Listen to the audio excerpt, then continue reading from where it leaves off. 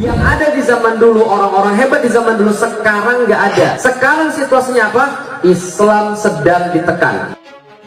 Saya adalah sang mantan dari kelompok mereka. Saya sudah 10 tahun berada di sana. Alhamdulillah tahun ini sudah kembali lagi ke NKRI. Ini yang pengen saya iniin. Khilafah itu yang disebutkan oleh Hizbut Tahrir yang kantor pusatnya di London, di dekat King College itu, dibiayai oleh orang-orang barat itu supaya kita betul-betul mabuk, terhipnotis oleh kepentingan-kepentingan politik. UIN itu Universitas Islam atau bukan? Universitas Islam. Tapi 2017 awal mengeluarkan satu survei ustadz paling radikal seluruh Indonesia. Ada 5. Nomor 1 siapa kira-kira? Nomor 1 Habib Rizik. Nomor 2 Felix Yao. Paham tulisannya? Saya radikal nomor 2. Banyak itu loh. Orang Islam justru tidak radikal di Indonesia ini. Pemerintah yang mana yang nuduh? Nggak ada. Pemerintah nggak pernah bilang orang Islam itu radikal. Tapi ada orang Islam yang melakukan gerakan radikal itu pasti. Dan sudah banyak. Apa sih salah HTI? Negara ini dirugikan apa oleh HTI? Tunjuk satu saja kerugiannya. Begini, bagaimana sistem pemerintahan kita, dasar negara kita itu harus diganti. Itu salah enggak? Salah kan? Salah enggak? Itulah radikalnya. Itu persoalannya. Jadi saya melihat kok jadi begini. Kalau saya nggak ingin bangsa ini pecah. Dia bisa hancur ya, pas apalagi yang dengan takut kemudian dia gambaran babak belur gitu kan. Ini sudah bertahun-tahun terjadi sehingga orang Islam lupa terhadap leluhur-leluhurnya yang lebih mementingkan ilmu pengetahuan. Intinya mereka mau apa? Mereka mau nunjukin. Jangan dengerin orang-orang ini. Kalau Anda dengerin orang-orang ini, Anda bakal jadi radikal. Ketika terakhir ngaji, jadi yang bersama itu adalah yang mereka kritisi adalah sistem. Tapi yang dilakukan di pengajian itu adalah bukan mengkritisi itu bukan sistem lagi, adalah itu menyerang individu Pak Jokowi. Semua jaringan teror di seluruh dunia hari ini itu semua tujuannya politik. Dan hari ini kita dihadapkan oleh algoritma digital dan kita ketinggalan. Sehingga apa? Ketika otak kita sudah nol, kita dikuasai oleh mereka dan kita didikte menjadi boneka-boneka mereka. Ini kan semua politik. Akhirnya saya merasa tidak tenang, pulang ngaji bukannya tenang, tapi yang ada adalah rasa marah kepada pemerintah. Saya bilang, yes, ini salah ngaji.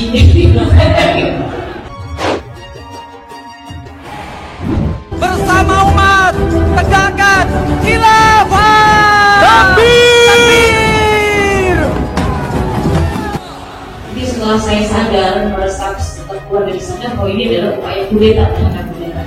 Jadi intinya mereka itu apapun yang dilakukan pemerintah itu adalah tidak pernah betul dan selalu salah. Karena satu-satunya yang ingin mereka lakukan adalah mengganti sistem negara ini. Untuk menegakkan daulah khilafah Islamiyah. Oh, namanya keren. Ada Jamaah Islamiyah, Jamaah Ansarud Daulah, Jamaah Ansarud Khilafah. Wow, namanya keren-keren, Islami banget. Padahal semua tujuannya adalah membangkitkan revolusi, membentuk toliah-toliah untuk menguasai negara ini. Seperti itulah kita meyakini bahwa akan kembalinya khilafah ala minhajin nubuwah. Takbir. Indonesia sendiri itu adalah merupakan target dari Hizbut Tahrir Internasional sebagai salah satu negara yang bisa berdiri khilafah. Semua itu harus dihentikan, harus dilawan, dan tidak bisa dibiarkan lagi.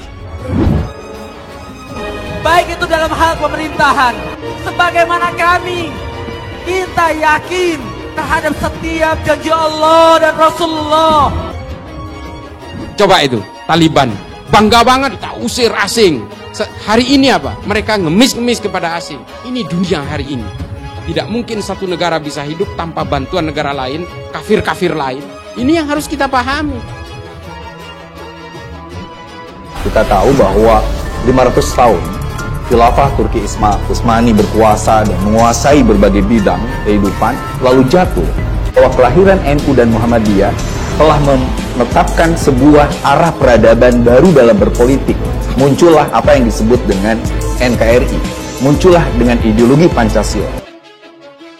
Menurut Direktur Eksekutif Jaringan Moderat Indonesia, Islah Bahrawi mengatakan, Felix Xiao tidak memahami nasionalisme yang diajarkan oleh Nabi Muhammad SAW. Dikutip dari akun Instagramnya, menurut Islah Bahrawi, dia masih saja terusik dengan pernyataan Felix Xiao yang mengatakan secara terbuka bahwa membela tanah air tidak ada dalilnya dalam agama. Ini menjadi persoalan yang sangat serius, mengingat dampak pendevaluasian integritas negara akan berlaku kepada siapapun yang meyakini pernyataan itu. Dia mungkin kurang memahami akar historis nasionalisme yang pernah dipraktikkan Rasulullah di Madinah. Ini yang pengen saya iniin. Khilafah itu yang disebutkan oleh Hizbut Tahrir yang kantor pusatnya di London, di dekat King College itu, dibiayai oleh orang-orang barat itu supaya kita betul-betul mabuk, terhipnotis oleh kepentingan-kepentingan politik. Ini sudah bertahun-tahun terjadi, sehingga orang Islam lupa terhadap leluhur-leluhurnya yang lebih mementingkan ilmu pengetahuan. Soal nasionalisme pada dasarnya telah rampung pada era Nabi Muhammad SAW, dengan mewajibkan keterlibatan semua laki-laki penduduk Madinah beragama apapun untuk terlibat dalam perang melawan serbuan kafir Quraisy. Logika dasarnya, ini bukan perang agama, melainkan perang yang mengancam entitas negara. Oleh karenanya, Nabi melibatkan umat beragama lain yang juga rakyat Madinah. Saya itu ngancer, tidak ada dalilnya dalam Islam itu membela tanah air. Ini ajaran dari mana? Dia nggak tahu bahwa korban perang Uhud itu namanya Mukhoirik, orang Yahudi. Kalau itu perang agama, Nabi nggak mungkin ngajak orang beragama lain. Ini adalah konsep bela negara, bela tanah air. Karena Madinah diserang oleh orang-orang kafir Quraisy, kayak Nabi mengajak orang Yahudi, orang Nasrani untuk terlibat dalam perang. Dan salah satu syuhadanya itu adalah Mukhoirik dari Bani Qainuqa. Dalam perang Uhud, seorang rabi Yahudi pemimpin suku Ta'labah bernama Mukraik gugur di medan perang. Inilah jejak nyata praktek nasionalisme dari Kanjeng Nabi pada masa itu. Contoh nasionalisme dari Nabi Muhammad SAW ini kemudian mulai ditepis, terutama sebagian subkultur Arab modern.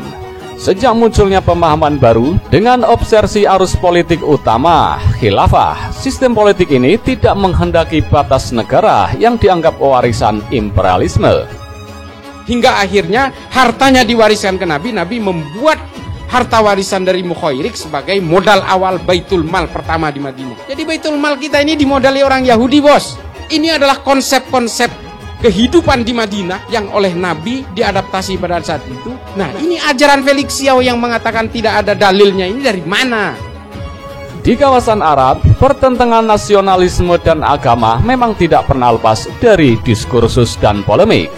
Nasionalisme cenderung luntur, karenanya konsep pan-islamisme dan pan-arabisme pun gagal menyatukan bangsa Arab.